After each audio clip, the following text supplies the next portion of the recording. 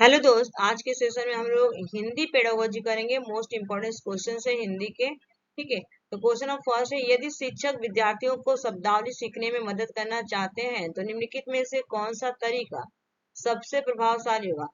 Option first है कहानी और चित्रों का प्रयोग। ऑप्शन बी है दोहराव या ड्रिल बिल्कुल नहीं। लिखित अभ्यास नहीं कराएंगे। पाठ्य पुस्तक का उपयोग नहीं हम करवाएंगे। बच्चे को कहानी और चित्रों का हम प्रयोग करवाएंगे जिससे उनके शब्दावली वोकैबुलरी क्या होगा, इंप्रूवमेंट होगा और वो ज्यादा से ज्यादा यूज करेंगे। तो A is the right answer. Next चलते हैं क्वेश्चन से। बहुभाषावाद शिक्षा का एक ऐसा संसाधन है जिसका उद्देश्य बहुभाषा में एक से ज्यादा भाषाओं का। ठीक, ऑप्शन ए फर्स्ट दिया गया शिक्षा अधिगम के लिए शिक्षार्थियों की भाषाओं का उपयोग करना है। ऑप्शन से शिक्षार्थियों के यथासंभव अधिक से अधिक भाषाएं सिखाना है। ऑप्शन थर्ड है शिक्षण अधिगम के लिए शास्त्रीय भाषाओं का बिल्कुल नहीं। नौकरी के लिए अंग्रेजी भाषा नहीं होगा। शिक्षण अधिगम के लिए शिक्षार्थियों भाषाओं का उपयोग करेंगे। ठीक है, तो राइट आंसर क्या होगा यहाँ पे, A is the correct answer first one. ठीक, ले चलते हैं। किसी पाठ्य सामग्री से कोई विशिष्ट सूचना निकालने के लिए उद्देश्य से उस पाठ्य सामग्री के किसी अंश को बारीकी और गहनता के साथ पढ़ने का कौशल कौन सा अवबोधन कराता है। ठीक है, ऑप्शन ए दिया गया फर्स्ट वाला अनुमानिक। ऑप्शन सेकेंड दिया गया वैश्विक बिल्कुल नहीं। लेन देन स्थानीय। ठीक है, इसका स्थानीय जो आपका रियल लाइफ से है उसको कनेक्ट करेंगे बच्चे से तो वो आपका उद्देश्य जो रहता है निकल जाता है। ठीक है, तो राइट आंसर से नेक्स्ट चलते हैं क्वेश्चन 4। बहुबुद्धि के सिद्धांत के संदर्भों में निम्नलिखित में से कौन सी बुद्धि भाषा से संबंधित है। ठीक है, बहुबुद्धि बहुबुद्धि किसने दिया था, हार्वर्ड गार्डनर ने दिया था। ठीक है, तो यहाँ 5 नंबर के लिए क्वेश्चन आता है और पेपर 1 पेपर 2 की बात करें तो 10 नंबर के। ठीक है, ऑप्शन ए प्रवाह सटीकता बुद्धि। ऑप्शन बी दिया गया भाषाई मौखिक बुद्धि। ऑप्शन सी जो शब्दावली पे अगर बिल्कुल नहीं दृश्यात्मक आस्थान। ठीक है, यहाँ पे बहुबुद्धि भाषा है तो भाषाई मौखिक बुद्धि B is the correct answer second वाला। क्वेश्चन नंबर 5, इनमें से कौन सा बहुभाषावाद के लाभ हो सकते हैं। ठीक है, बहुभाषा में मल्टीलिंग्विज्म की बात की गई है। ऑप्शन फर्स्ट दिया गया समृद्ध शब्दावली और प्रभावशाली भाषा बिल्कुल सही है। ऑप्शन सेकेंड है अन्य संस्कृति के प्रति संहिता और सम्मान बिल्कुल सही है। सीमित रोजगार की अवसर। देखिए सीमित की हम बात नहीं करेंगे। ठीक है, अगर मैं बात करूं पारिभाषिक जागरूकता। ठीक है, तो क्वेश्चन अगर मैं बात करूं तो राइट आंसर क्या होगा, थर्ड फोर्थ वाला। केवल थर्ड नहीं होते, इसमें भी थर्ड है, इसमें भी थर्ड है। क्वेश्चन का एलिमिनेट करेंगे फर्स्ट सेकेंड और यहाँ पे फोर्थ। राइट आंसर क्या होगा, fourth. D is the correct answer. ठीक है, नेक्स्ट चलते हैं क्वेश्चन नंबर 6। वाइगोस्की के अनुसार जब कोई बच्चा या बच्ची, ठीक है बच्चा या बच्ची भाषा की मदद से अपने स्वयं के कार्यों को निर्देशित करता है या करती है। ठीक है, लेकिन वह भाषा दूसरों के लिए श्रव्य नहीं है, दूसरों को श्रव्य में सुनाई नहीं है, उसके वाचन को क्या कहते हैं। ऑप्शन फर्स्ट दिया गया आंतरिक भाषा बिल्कुल नहीं। ऑप्शन सेकेंड इसका राइट आंसर होगा निजी भाषा। जब बच्चा 5 साल के एज में होता है तो बार बार करता रहता है तो ये अपने विचारों को क्या डायरेक्शन देता है, दिशा देता है। सामाजिक भाषण नहीं करेगा। आत्म केंद्रित हमारे पियाजे कहते हैं। ये पियाजे से क्वेश्चन नहीं था, ये वाइगोस्की से। राइट आंसर क्या होगा, बी। ठीक है, सेकेंड। नेक्स्ट चलते हैं क्वेश्चन नंबर 7। भाषा विज्ञान की कौन सी शाखा संदर्भ में भाषा से जुड़ी है। 4 ऑप्शन। ऑप्शन फर्स्ट है अर्थ विज्ञान। ऑप्शन भाषा विज्ञान पूछा गया। ऑप्शन बी सेकेंड दिया गया आपका उपयोगिता ज्ञान, उपयोगिता विज्ञान। ऑप्शन थर्ड दिया गया आकृति विज्ञान। ऑप्शन ए स्वर। इसका राइट आंसर क्या होगा, स्वर विज्ञान। फोर्थ वाला करेक्ट। उसके बाद चलते हैं नेक्स्ट क्वेश्चन नंबर। शिशुओं में भाषा के विकास के संबंध में कथन अ और ब पर विचार करना है आपको। कथन अ दिया गया शैशवावस्था से बच्चे की वाक नली एक वयस्क मानव की तुलना में जानवर की तरह अधिक होती है। हाँ, ये होती है। ऑप्शन बी दिया गया आपको कि आपका 6 से लेके 12 महीने के दौरान एक बच्ची तरह, ठीक है बच्ची तरह तरह के बबलाना और दोहरा वाले बबलाना। ठीक है, बिल्कुल से बी तो करेक्ट है। ठीक है, और यहाँ पे शैशवावस्था से बच्चे की वाक जो नली होती है वयस्क की तुलना में जानवर की तरह अधिक होती है। ठीक है, तो अधिक होती है वयस्क की तरह। राइट आंसर यही वाला होगा। ठीक है, ए और बी दोनों ही क्या सही है।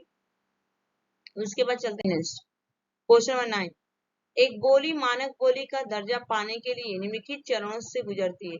चयन, साहित्यकरण, उद्देश्य की का निर्धारण। ठीक है, फर्स्ट है, ये फर्स्ट है।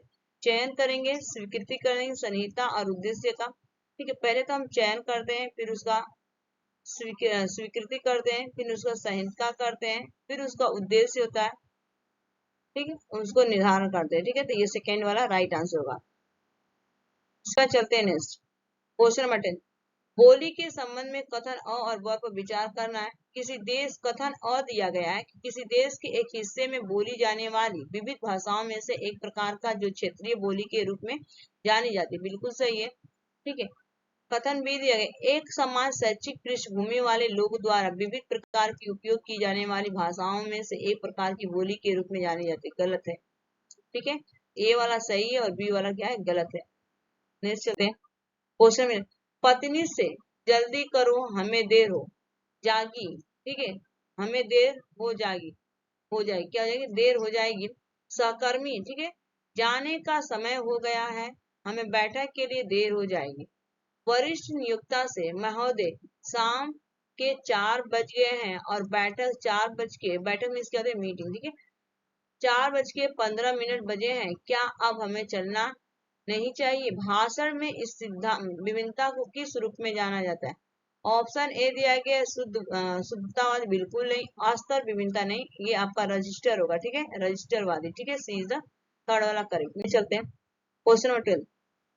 समूहवाद विवाद में भाग लेने के लिए भाषा शिक्षक एक शर्त रखता है, क्या करता है, शर्त रखता है कि समूह 4 विद्यार्थी कनिष्ठ माने बड़े छोटे या कनिष्ठ में क्या होता है, बड़ा होता है कि छोटा, बताइएगा, ठीक है, वर्ग से तथा एक विद्यार्थी वरिष्ठ वर्ग से होना चाहिए, बड़ा होता है, ठीक है, वरिष्ठ में बड़ा और कनिष्ठ में छोटा चाहिए, होना चाहिए, जो आवश्यकता पड़ने पर कनिष्ठों की सहायता कर सके, ठीक है, कनिष्ठ में छोटा होता है। समूह निर्माण का यह विचार किसके सिद्धांत पर है। ऑप्शन ए दिया गया आपका पियाजे का, बिल्कुल नहीं। वाइगोस्की का सिद्धांत, ये आपका किससे, समूह निर्माण की बात की गई है, वाइगोस्की, ब्लूमफील्ड की बात नहीं, क्रेसन का नहीं। राइट आंसर क्या होगा, बी सेकेंड। नेक्स्ट चलते हैं क्वेश्चन नंबर 13। समूह प्रस्तुति के दौरान यदि किसी विद्यार्थी के द्वारा अनुचित व्यवहार प्रदर्शित किया जाता है, तब एक अध्यापक होने के नाते अब क्या करना चाहिए। ऑप्शन पर समूची कक्षा के सामने उस पर चिल्लाएंगे, बिल्कुल नहीं। उससे बातें करेंगे, थर्ड है उसे सभी के सामने बात करेंगे। ऑप्शन उसे कुछ नहीं करेंगे और उसके स्वयं अनुशासित होने की उपेक्षा, बिल्कुल नहीं, उससे हम बात करेंगे, ठीक है, क्या करेंगे, उससे हम बात करेंगे अकेले इंडिविजुअल में। नेक्स्ट चलते हैं क्वेश्चन 14।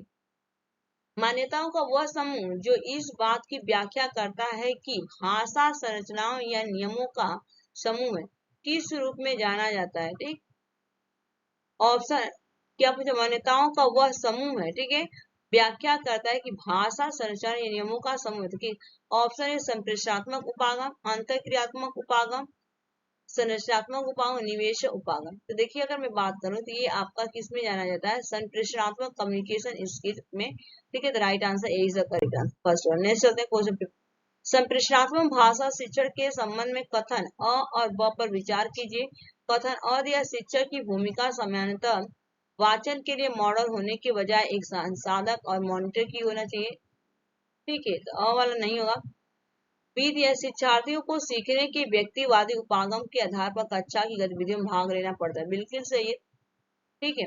देखिए यहाँ पे दिया गया ना, शिक्षक की भूमिका सामान्य वाचन के लिए मॉडल होने के बजाय एक संसाधक और मॉनिटर की है, ठीक है, संसाधक और मॉनिटर, मॉडल होने के, देखिए मॉडल तो बिल्कुल सही है, ठीक है। अगर मैं बात करूँ ए और बी दोनों सही है, ठीक है, राइट आंसर क्या होगा, थर्ड वाला। तो ये आपके हिंदी पेडोलॉजी के कुछ 15 क्वेश्चन थे। Thanks for watching this video, bye bye, take care.